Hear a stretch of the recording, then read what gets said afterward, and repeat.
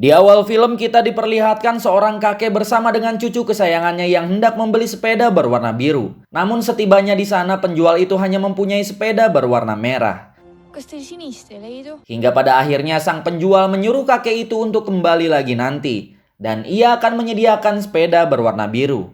Setelah itu sang penjual segera memerintahkan anak buahnya untuk mencuri sepeda warna biru di area sekolah.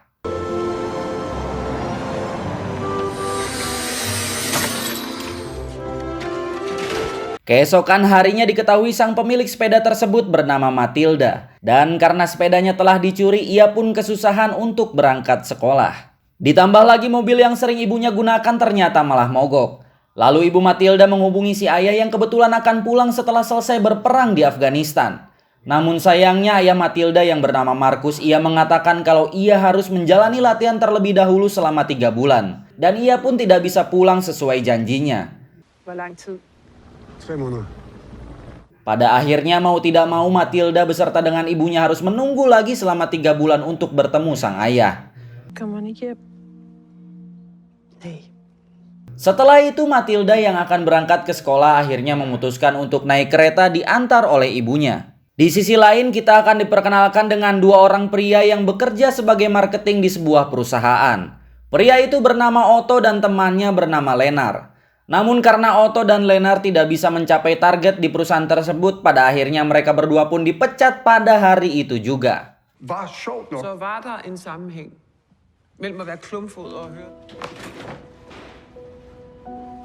Singkat cerita, Otto terlihat hendak pulang menggunakan sebuah kereta. Di sana ia melihat seorang pria yang membuang makanannya yang padahal belum sama sekali ia makan. Lalu Otto juga melihat laki-laki bertato yang cukup sangar berada di kereta itu. Tak lama kemudian Matilda dan juga ibunya juga datang menaiki kereta tersebut. Otto yang melihat ibu Matilda berdiri karena tidak mendapatkan tempat duduk, ia pun menyuruh ibu Matilda untuk duduk di tempat duduknya. Ketika kereta berjalan, tiba-tiba sebuah kecelakaan menimpa mereka. Dan ibu Matilda dan juga orang-orang yang sedang duduk di samping itu harus tewas mengenaskan. Singkat cerita, Otto yang hanya mendapatkan luka ringan, ia hendak pulang ke rumahnya. Namun ketika ia berjalan, ia melihat Matilda yang tengah syok akibat kepergian ibunya. Di tempat lain, Markus didatangi atasannya untuk mengatakan kalau Markus harus segera mengambil cuti karena istrinya kini telah tiada. Singkat cerita, Markus pun pulang untuk menemui Matilda. Markus merasa bersalah karena ia tidak bisa melindungi istrinya dan hanya sibuk bekerja. Setelah itu Markus pun pergi ke rumah sakit untuk melihat jasad istrinya. Di sana dokter tidak menyarankan Markus untuk melihatnya karena akan menimbulkan trauma atau depresi yang sangat berat. Namun Markus tetap kekeh ingin melihat istrinya untuk terakhir kalinya.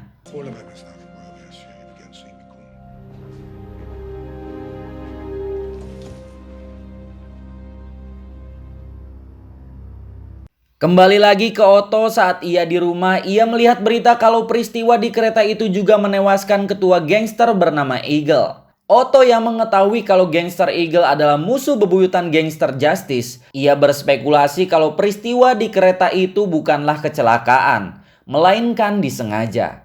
Tanpa pikir panjang, Otto pun langsung mendatangi kepolisian dan mengatakan semuanya. Otto juga sempat melihat di kereta itu ada seorang pria yang membuang makanan yang belum sama sekali ia makan.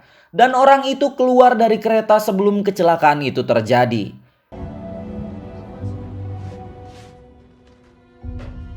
Di sini polisi yang mendengar itu semua hanya beranggapan kalau Otto sedang mengarang. Lagi pula tidak ada bukti apa-apa untuk menuduh geng Justice melakukan hal tersebut. Keesokan harinya Otto menemui temannya yaitu Lennart. Otto meminta Lennart untuk membobol server kereta api, yaitu untuk mengetahui siapa orang yang membuang makanan lalu keluar dari kereta sebelum kecelakaan itu terjadi. Otto sangat yakin kalau orang tersebutlah yang membuat kecelakaan itu terjadi. Otto juga menganggap kalau para polisi tidak akan mengusut kasus tersebut dan akan tetap berdalih kalau kejadian itu hanyalah sebuah kecelakaan biasa. Di sisi lain, Markus dan Matilda masih sangat merasa kehilangan atas meninggalnya sang ibu. Markus sendiri selalu menyembunyikan kesedihannya agar Matilda cepat melupakan kejadian tersebut. Namun tak lama kemudian, Otto dan Lennart mendatangi rumah Matilda dan bertemu dengan Markus. Markus pun bertanya bagaimana Otto dan Lennart bisa menemukan rumahnya. Otto pun menjawab kalau hal tersebut adalah sesuatu yang sangat mudah, sebab Lennart adalah ahli pembobol server. Lewat server yang telah dibobol oleh Lennart, mereka pun tahu kalau ayah Matilda adalah seorang tentara pasukan khusus. Di sana mereka ingin menjelaskan kalau kecelakaan kereta itu adalah hal yang disengaja. Mereka meminta Markus untuk ikut mengusut kasus tersebut. Markus yang mendengar hal itu, ia pun langsung menyuruh mereka mengobrol lebih detail di gudangnya. Di gudang itu mereka menjelaskan kalau Otto melihat seorang pria yang sangat ia curigai telah membuat kereta itu seolah-olah mengalami kecelakaan. Karena di dalam kereta itu juga ada seorang ketua gangster yang sepertinya sedang dalam incaran. Otto juga menjelaskan kalau ia sudah melaporkan hal ini ke polisi. Namun para polisi tetap kekeh beranggapan kalau peristiwa ini tuh hanya sebuah kecelakaan biasa. Markus yang mengetahui kalau istrinya tewas bukan karena kecelakaan biasa, ia pun bertekad untuk segera membalaskan dendamnya. Markus meminta Otto dan juga Lennart untuk segera menemukan identitas orang yang dicurigainya itu. Namun sayangnya Otto dan juga Lennart hanya mendapatkan sebuah foto yang terekam di CCTV dan tidak tahu sama sekali tentang identitas orang tersebut. Kom her. Hvem er han? Vi ved det ikke nu. Senere ramte toget. Han er nøglen. Setelah itu Otto dan juga Lennart memutuskan menemui seorang temannya yang dapat mendeteksi pengenal wajah agar mereka bisa menemukan identitas orang yang dicurigainya itu.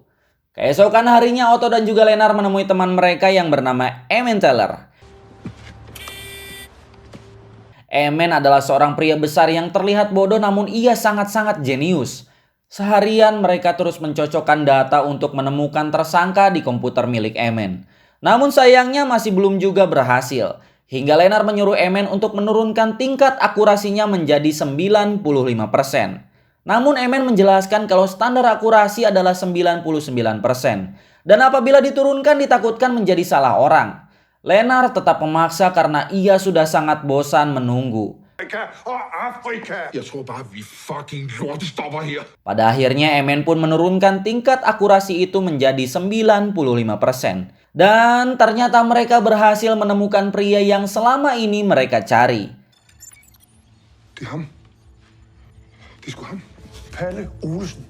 Diketahui kalau pria itu bernama Pele dan ia adalah adik kandung dari ketua gangster Justice. Mengetahui hal itu, Otto semakin yakin kalau motif dari kecelakaan itu adalah bentuk serangan gangster Justice kepada ketua gangster Eagle. Di sisi lain, Markus sangat marah karena Matilda pulang larut malam. Saat Markus melihatnya, ternyata Matilda sedang bersama dengan pacarnya. Lalu Markus menyuruh Matilda untuk segera masuk. Namun pacar Matilda malah menyeletuk mengatakan dasar si brewok koplok. Markus yang mendengar hal itu langsung berbalik dan menghajar serius. Matilda yang melihat hal itu merasa sangat kecewa terhadap Markus yang terus saja berbuat arogan. Di dalam rumah, Markus hanya bisa meminta maaf kepada Matilda atas kejadian tersebut. Keesokan harinya saat Matilda hendak berangkat ke sekolah, Markus menyuruh Matilda membawa pacarnya ke rumah agar Markus bisa meminta maaf.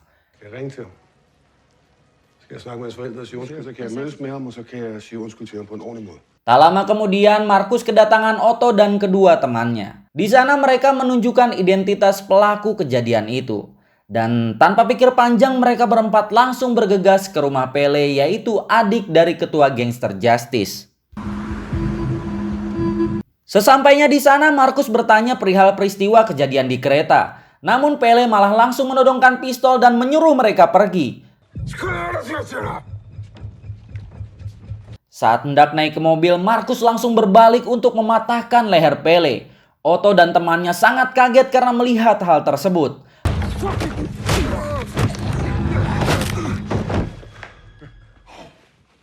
Lalu mereka yang takut sidik jari Markus bisa ditemukan polisi, akhirnya Lennart hendak menghapusnya dengan deterjen. Emen yang sangat membenci para gangster, malah ia terus menendang Pele yang padahal sudah tidak lagi bernyawa. Tentu Lennart berusaha menghentikan itu dan menyuruh Emen untuk segera pergi ke mobil. Lennart pun menyuruh mereka untuk menunggu di mobil sementara dirinya akan membersihkan tempat itu. Namun saat mengambil deterjen di dalam, Lennart menemukan seorang pria yang sedang disekap. Lennart yang ketakutan malah langsung bergegas ke mobil. Singkat cerita, malam pun tiba dan Matilda membawa Sirius pacarnya untuk makan malam bersama dengan Markus.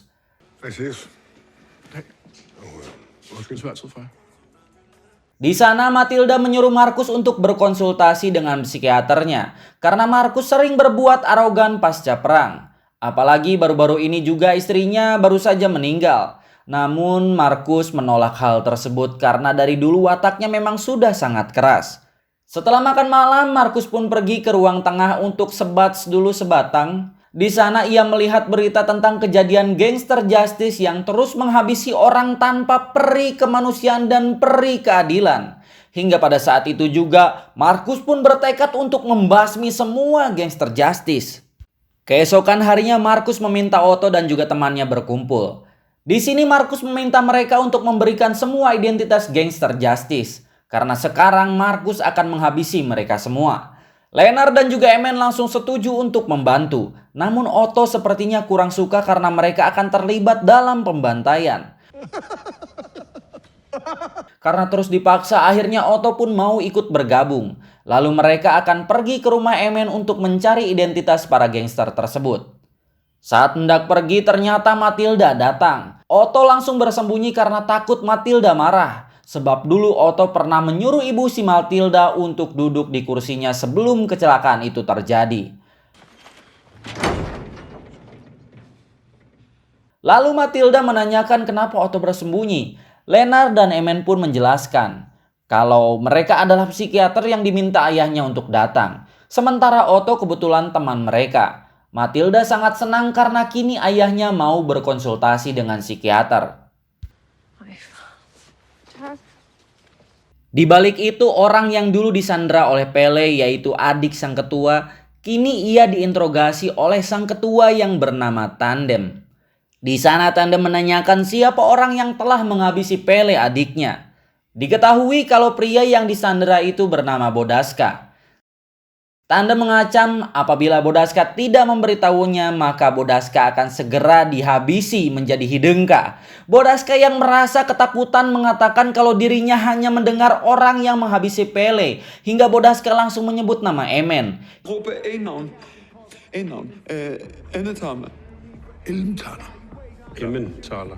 Hingga mereka akan mencari nama Emen. Dan di waktu yang sama Markus dan yang lain memutuskan untuk mencari identitas gangster itu di gudang milik Markus. Yaitu agar Matilda tidak curiga tentang apa yang akan mereka lakukan. Namun karena komputer di sana terlalu burik, Emen pun menyuruh Markus dan yang lain mengambil komputer Emen di rumahnya. Hingga akhirnya mereka bertiga bergegas ke rumah Emen untuk mengambil komputer tersebut. Namun saat sampai di sana ternyata sudah ada gangster yang sedang mengintai rumah Emen. Saat mereka hendak masuk ke rumah tiba-tiba gangster itu menyerang mereka.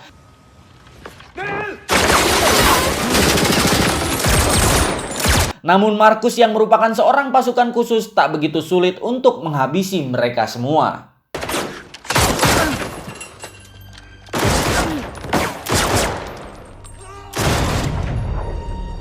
Ternyata di mobil mereka juga ada Bodaska. Lalu Bodaska langsung diselamatkan oleh mereka dan akan dibawa ke rumah Markus. Sesampainya di rumah, akhirnya Markus menyuruh mereka semua untuk tinggal sementara di sini agar mereka lebih aman dari serangan gangster tersebut. Terlihat di sana mereka semua menjadi semakin akrab dengan Matilda. Keesokan harinya Markus mengajari mereka cara menembak agar mereka bisa menjaga diri masing-masing dari semua serangan gangster yang kapan saja bisa datang. Di sisi lain, para gangster itu sudah tahu kalau Emen mempunyai teman dekat yang bernama Otto. Dan sang ketua menyuruh anak buahnya untuk mencari Emen atau juga Otto. Malam harinya Otto dan Matilda menjadi semakin dekat. Bahkan pada saat itu Matilda menyuruh pacarnya untuk memotret dirinya bersama dengan Otto untuk diupload di feed Instagram. Sementara Marcus dan juga Emen kini berhasil meretas ponsel para gangster dan diketahui kalau sebagian gangster itu akan berkumpul di sebuah bar. Singkat cerita, mereka sudah di depan bar tersebut. Lalu saat para gangster itu hendak pulang, Marcus langsung menghabisi mereka.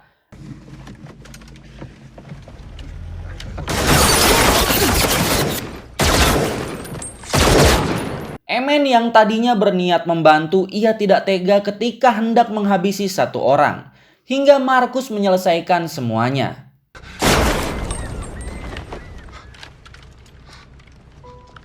Keesokan harinya ketika geng Justice sedang berkumpul, salah satu anak mereka menemukan video Otto.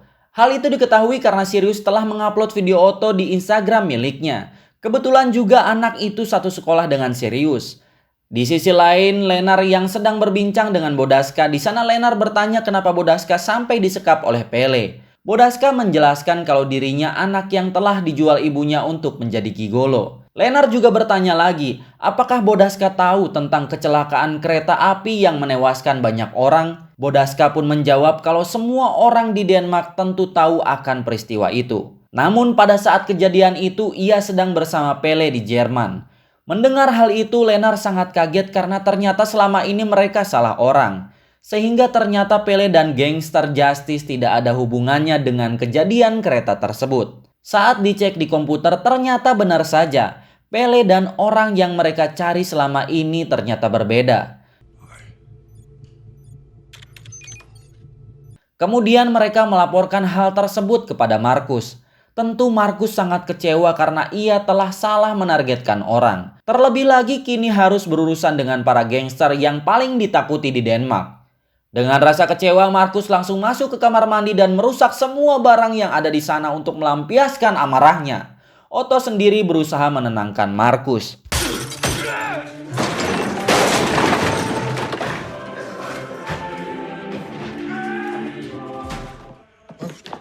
Marcus, hvad siger du? Ja, bange. Ja. Kom så her. Kom. Kom her. Ja, det er så fint. Diketahui ternyata orang yang mereka cari selama ini adalah seseorang yang bekerja di stasiun kereta api itu. Dan ia adalah orang Turki yang bekerja di Denmark. Namun faktanya memang peristiwa pada saat itu murni kecelakaan biasa tanpa ada sabotase. Keesokan harinya di kediaman Sirius kedatangan gangster Justice. Mereka datang ke sana untuk mencari tahu keberadaan Emen dan juga Otto. Sirius yang terus dipatahkan jari-jarinya akhirnya ia memberitahu di mana mereka berada. Tak berselang lama Marcus yang sedang overthinking ia merasa curiga dengan sekitar rumahnya. Lalu ia berlari ke dalam dan menyelamatkan anaknya hingga terjadi tembakan yang membabi buta.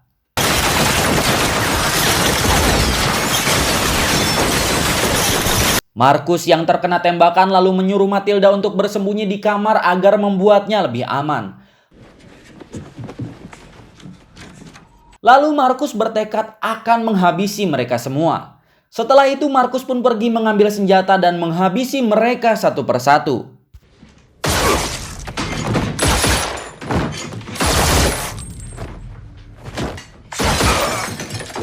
Namun sayangnya Matilda berhasil dibawa oleh tandem sang ketua. Kemudian pada akhirnya Marcus menyerah karena Matilda dan juga Sirius ditawan. Marcus pun pasrah dan meminta mereka untuk menghabisi saja dirinya. Saat mereka hendak menembak Marcus, tiba-tiba Otto dan yang lain langsung memberondong para gangster itu yang mana Marcus juga turut ikut membantu menghabisi mereka.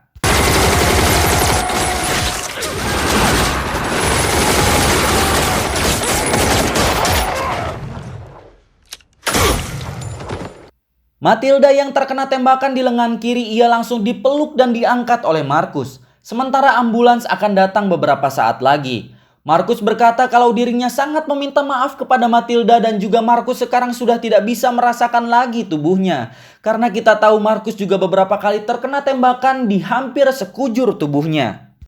Dan tepat pada malam Natal terlihat Marcus dan yang lain sedang berkumpul. Marcus dan Matilda kini sudah menganggap Otto dan yang lain adalah saudara mereka.